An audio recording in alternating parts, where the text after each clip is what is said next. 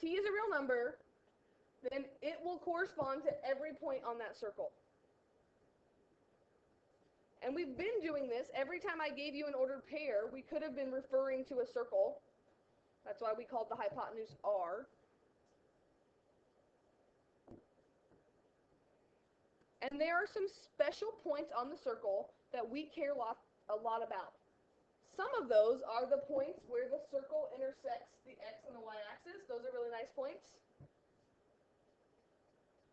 But the other points that we care about are those angles from our special triangles, which means multiples of 30 degrees we care a lot about. It's 30 degrees, 60 degrees, 90 degrees, 120 degrees. And multiples of 45 or pi fourths. We care about those also because that's our special triangle. And so that's where the unit circle comes from. I want to give you some points here to show you how doing like the 7 pi one from your homework from yesterday becomes a lot easier. But if I said for t equals 0, that's like my degree measure or my radian measure, do you agree this would be a measure of 0? I want to talk about what would the ordered pair be here that corresponds to t equals 0. Yesterday I said we don't know what the length is. We don't know. We just called it x. But today we know. It has a radius of 1. So what would the ordered pair be right here at 0 radians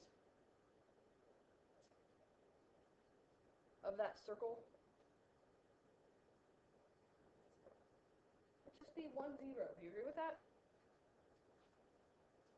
So for t equals 0, the ordered pair would be 1, 0, because it's a radius of 1. We could do this for lots of points, but I'm just going to stick with this one for now, my basic points here. For pi halves is the same as 90 degrees. If that, I want to know where does that circle intersect the y-axis there. What would that ordered pair be? 0, 1.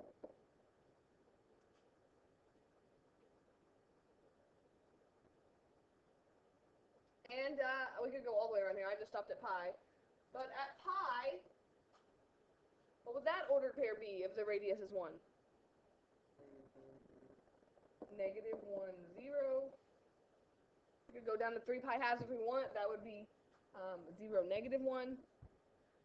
And we really could say for every point on this circle, there's going to be an ordered pair that corresponds to it. We could do it for any angle, but we're going to just focus on some special ones.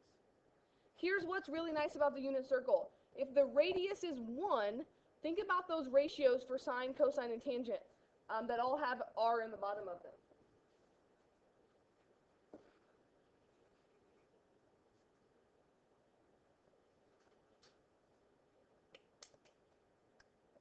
And again, I changed the t here just because the definition here is using t as an angle, but t is another way of saying theta, right? Theta could be the angle that's there.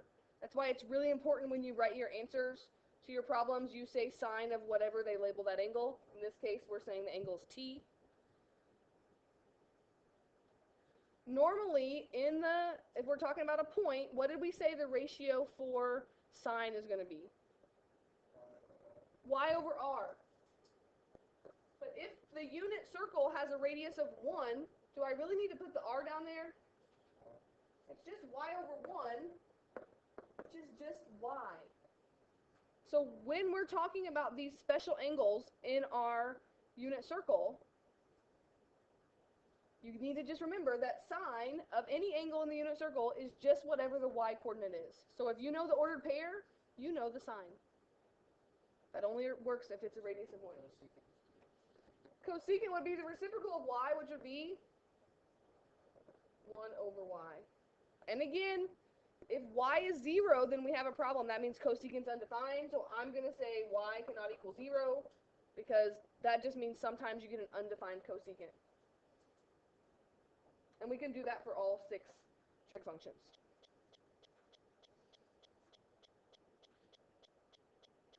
Cosine, we normally say, is x over r, but again, in the unit circle, r is always 1, so do you agree that cosine of any angle in the unit circle is just going to be x?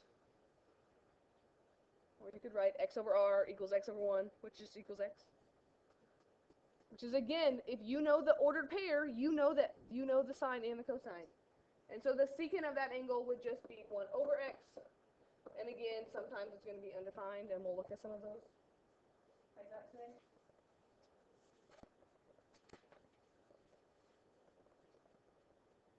And let's just go into the last one if you haven't already. What's the ratio for tangent? Y over x. It's still got to be y over x, right? We don't get to throw anything out of this one. And sometimes tangent's undefined, because if x is equal to 0, then we're going to have an undefined tangent. And cotangent is still going to be flipped around, x over y, where y can't equal 0. So this is just another way that we can represent sine, cosine, and tangent. Again, it's something that's really important to kind of keep track of. We have SOHCAHTOA. That works really nice whenever you have a triangle. If you're just talking about any point out there on the coordinate plane, we have the x over r, the y over r. And then if we're talking about specifically the unit circle, then we have z's, another way of expressing those. You do not get any kind of formula sheet when we have a test in here, so it's really important that you kind of pay attention to these and learn them and learn when to use them before we have a test. We're probably looking at having a test at the end of next week. This is the last section that we're doing. We're just spending lots of time on it. But next week, you're going to have to make sure that you know this. So what does this mean? Those special angles I gave you, we can now represent as ordered pairs. And if you know the ordered pair, that's all you need, because r is 1, and you can represent all of these. So now we have to figure out how we learn these ordered pairs. So these are my same angles I gave you the other day. I just went ahead and drew them in. But right, remember we broke it up into 8 equal parts. And these were all increments of pi fourths. We're going to write those angles out again. And then this one was my 30, 60 degree increments, and it's 12 equal parts. So I'll give you a minute to kind of sketch those out, and then I'll show you where we can get these values from.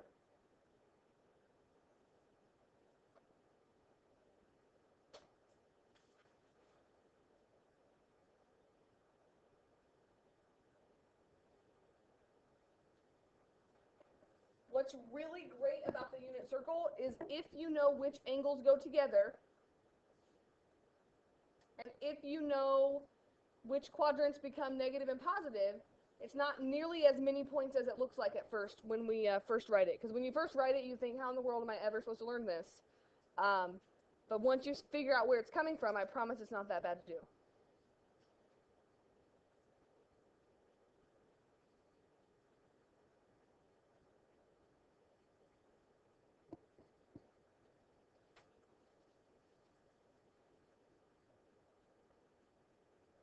I'm going to go through and label my angles again, and hopefully eventually you'll become so familiar with these angles you don't have to label them every time.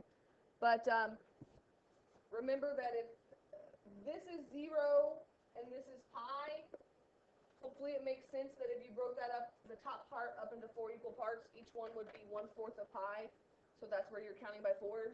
So I'm just going to go and label those like this is pi fourths, this is 2 pi fourths, which is pi halves. This is 3 pi fourths, right? The same thing we did the other day. We spent a lot more time on talking about where those angles come from. And this would be 5 pi fourths. This would be 6 pi fourths, which is 3 pi halves. And this would be 7 pi fourths.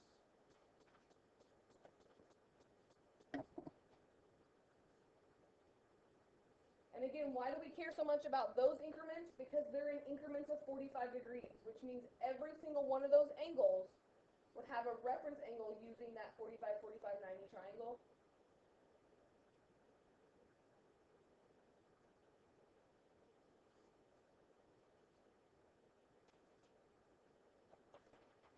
You can go ahead and label the points that we know already based on the first page.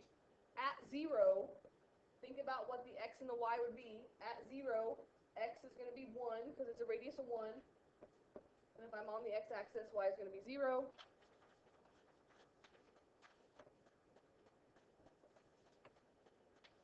So here, this is going to be the point. Up here, this would be a radius of 1. So the y is, sorry, I did that backwards. I'm up here on the y-axis, so it's actually 0, 1, right? So y value is 1, but there's no x. Over here would be the point -1, 0, because again, the x is negative, radius of 1, y 0. And down here would be, what? 0, -1. Those are the nice, easy ones. Easy to do.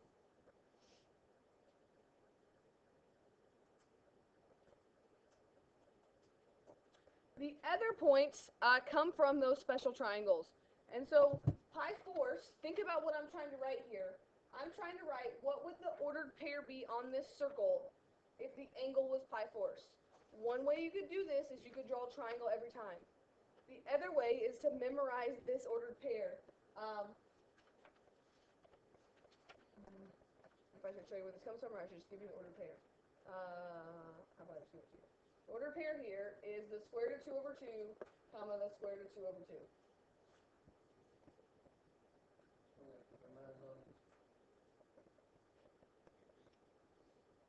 If you're going to be a unit circle person. Or you can just use a triangle. Where does that come from? This is the x, this is the y. Remember what I just told you? That means this is the same as saying the cosine of pi force is square root of 2 over 2. If you drew a picture of the triangle, that's what you're going to get as your cosine. And this is the sine. You agree if I'm in a 45, 45, 90 triangle, it makes sense that the ordered pair is the same? Because the sides are the same, right? This length is the same as this length. Here's what's really great. If you know this first point, you're going to know every other point because all you have to do is pay attention to the signs. At 3 pi force, do you agree that this reference angle is the same as this reference angle? Which means it's the same ordered pair, but in quadrant 2, which one is negative, x or y or both? In quadrant 2, x is negative. So I know at 3 pi force, the ordered pair is the same as over here, except for it's a negative x. So it's negative square root of 2 over 2, square root of 2 over 2.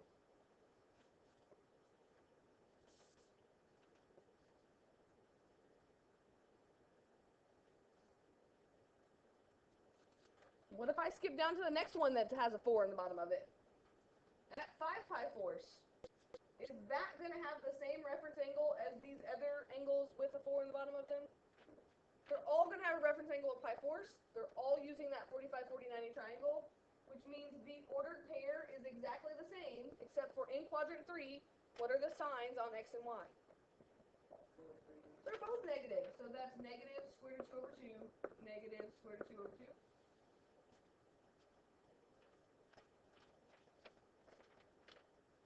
And one more, 7 pi force.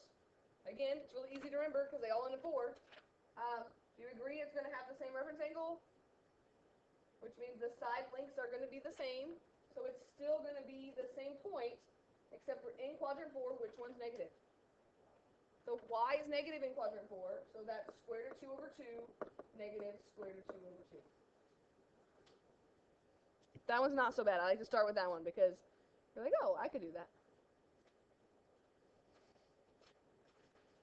That takes care of every possible angle that has a reference angle of 45 degrees or pi force. This one is going to be a little bit more squished because we got lots of stuff going on here. This one is in increments of pi 6. So again, the first thing I'm going to do, if you've already drawn this in, is I'm going to label the angles just so you can see them again. This would be 0. If I break up from 0 to pi into 6 equal parts, that's how I know I'm going in terms of sixths. So this would be pi 6. And again, just like we did the other day, I'm not going to spend forever on this idea, but I could just count by 6. This would be 2 pi 6, but that's going to reduce to pi thirds. This would be 3 pi 6, which is still going to be pi halves.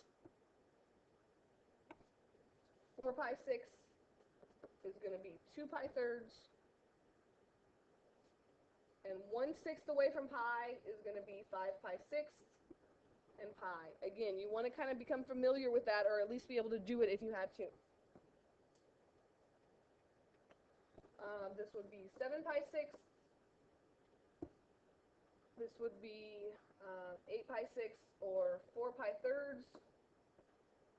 This would still be 3 pi halves.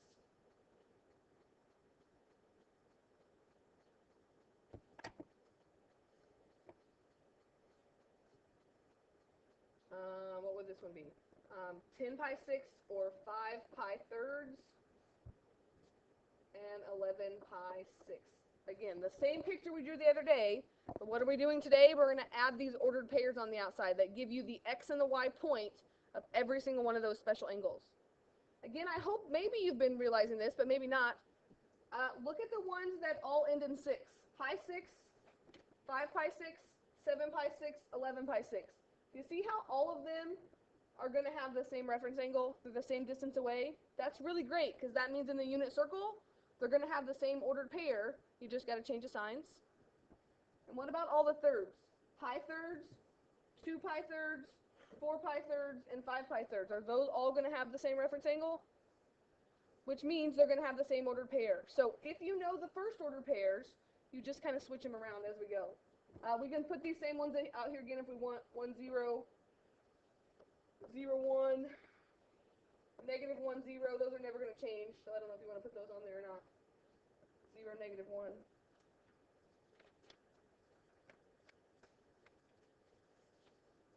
And again, where am I getting these ordered pairs? This would be the sine and the cosine of these angles. So I'm just going to give them to you, and then that way you can at least get these labeled. So pi 6, the ordered pair for pi 6, if you found the cosine of pi 6, you would get the square root of 3 over 2. So that's the x coordinate. And the y coordinate is 1/2.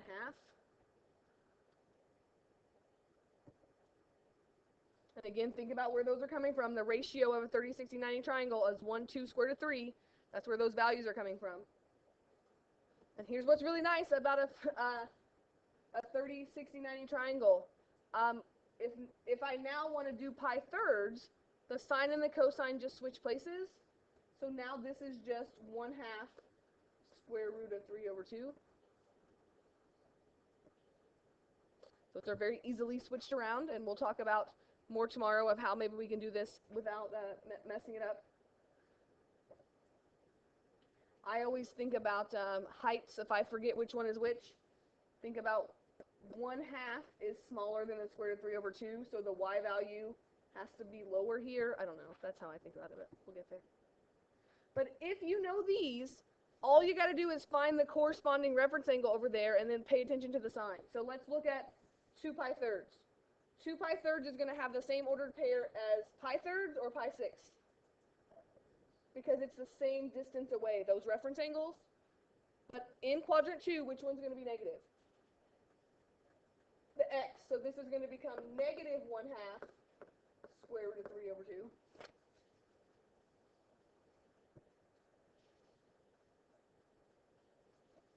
And for 5 pi sixths, it's the same distance away as pi sixths. So it's going to have the same ordered pair, but x is negative. So it's going to be negative square root of 3 over 2, 1/2. Which means if you had to make one of these unit circles, it's not the worst thing in the world. Like looking at it, it looks awful. But once you know quadrant 1, you just kind of flip them around. 7 pi sixths is going to be the same as which one? Pi 6, but in quadrant 3, what do we know about the signs? They're both negative, so I'm kind of squished up against this, but I'm going to write it up here.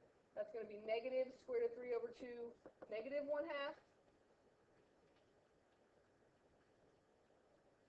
And 4 pi thirds is going to correspond right back up to pi thirds, because again, the reference angles are the same. Again, they're both negative, so that's going to be negative 1/2, negative square root of 3 over 2.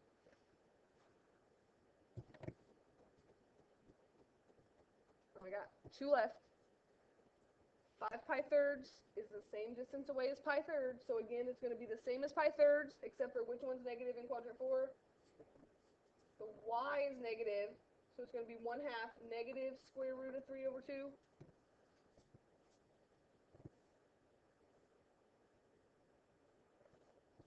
And 11 pi 6, same as pi 6, except for the y is negative, so square root of 3 over 2, negative 1/2. When you put these two together, that makes the unit circle. And there's a unit circle in your book. We'll draw another one out tomorrow, but it's just because I feel like the more you draw it, the better you get at putting it all together. But if you look back on the page before your homework, page 380, they have it all together as one. I wanted you to have them two separate ones right now. But putting both of those together make up the unit circle, which make up all of our special angles. So the question is, what do we do with this now? Well, it's another way to evaluate these problems without maybe having to draw a picture and without having to think about those special triangles. So let's look at a couple examples real quick. Oh, look, see, look, this is the unit circle. We're not going to fill this out today, but notice they have both this would be pi 6, up here would be pi thirds, and they throw pi fourths in the middle. So it's all together as one, but we're not going to waste our time drawing it today, but not tomorrow, but Monday we'll do that. Whatever, Tuesday. You know what I mean.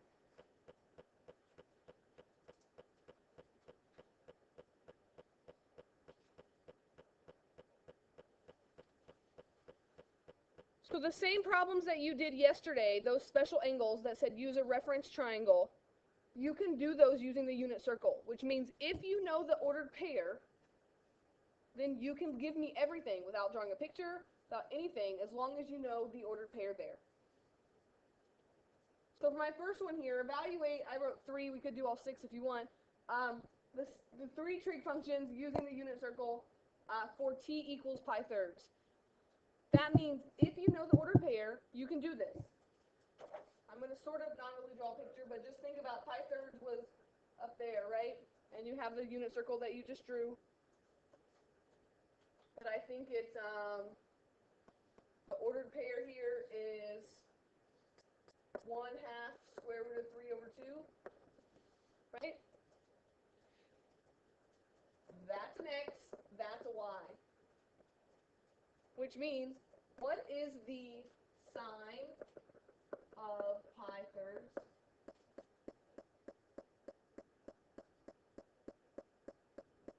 In the unit circle, how do we write sine? And r is always, it's just y, which means the sine is just whatever the y coordinate is. I don't have to draw a picture. I don't have to think of SOHCAHTOA. I just have to know the sine is the y coordinate, which is the square root of 3 over 2. Would you write sine pi thirds or sine t? Either one would be okay since they're using t. I just plugged the angle in since they told us what the angle was.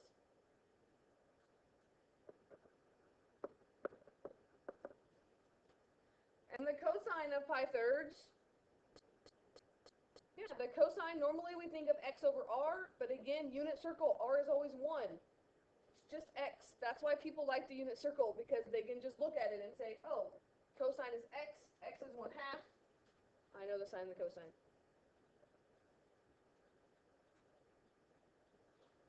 Tangent, we might have to do a little bit of work, right?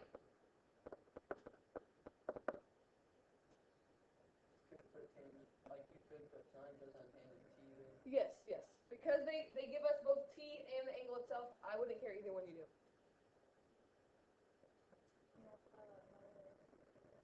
Yeah. Tangent is y over x. You see our point up here?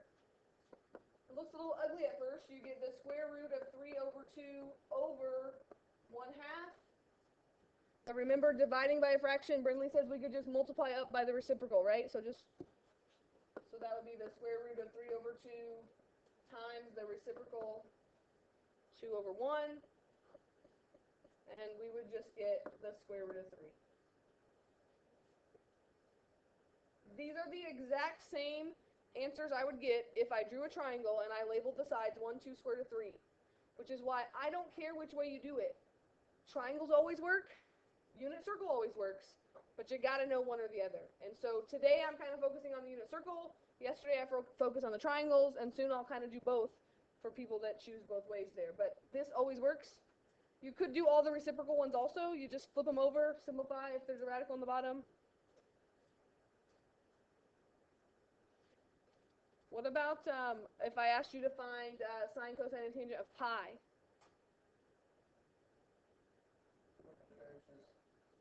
The ordered pair is -1, 0. And so this makes the ones like 39 and 42 a lot simpler because you don't have to think about, oh my gosh, what would the triangle be? Because you can just use the unit circle. And what would the sine of pi be? Sine is the y-coordinate, so the sine is 0. What would the cosine of pi be? Cosine is the x-coordinate, so cosine is -1. And tangent of pi would be y over x, or 0 over -1, is just 0. Just want to point out on these, I only asked you for 3 of these, but what if I asked you to find the cosecant of pi?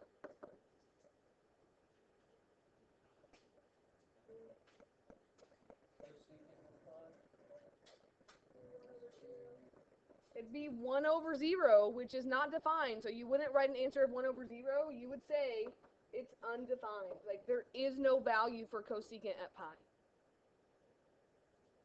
This works for any angle. Just like the ones on your homework yesterday. If they're bigger than 2 pi, could you still figure out where they are in the unit circle? Could just keep going around? I think this is R over Y. Like R's over, you're saying that R's over 1, right? Is that what you mean that one? Mm-hmm. Yes. Or just the fact that sine is 0, 0 is 0 over 1, right? Anything over 1.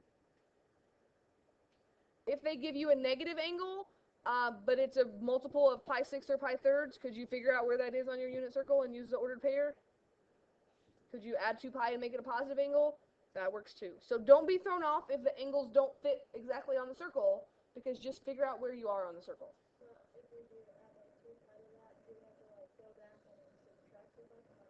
No, because if you add 2 pi, let's think about it, pi itself. If I was at pi, would that be the same as saying I'm at 3 pi? Like, I'm at the same spot, so the ordered pair would be the same. Does that make sense? And the ordered pair is what I'm looking for on these. We're going to talk more about this on Monday. I'm actually broke this up into another day. So your homework is going to be a little bit different than what's on your homework sheet, because we're not going to do everything today, because we're going to talk more about keep adding and subtracting 2 pi on Tuesday. I know, not Monday. So number 2 right there. Yes. Secant be -1. Yeah, because if you flip -1 over, it's just still -1. And what would cotangent be on this one? Undefined. So it's okay to get undefined answers. Again, I broke this up here. 29 and 31 are the same group from yesterday, only I want you to use the unit circle on those. If you didn't do your homework yesterday, you could use the unit circle on yesterday's homework as well, but 29 and 31, I definitely want you to use the unit circle. And then I think I just want you to skip to 67 and 70, and then we'll add this part to Tuesday. So we're kind of breaking this up. We're not doing all this today. This is really for day 3. You're just doing 29, 31, and 67 through 70, and those are more like the last part of your homework yesterday, where they give you some information, only I think you can use the unit circle to get your answers there. That's not very much homework, which means if you didn't get yesterday's homework done, really smart to kind of catch up, because we haven't had a homework quiz in a while. We're definitely having a test soon. You want to make sure you get caught up on this stuff.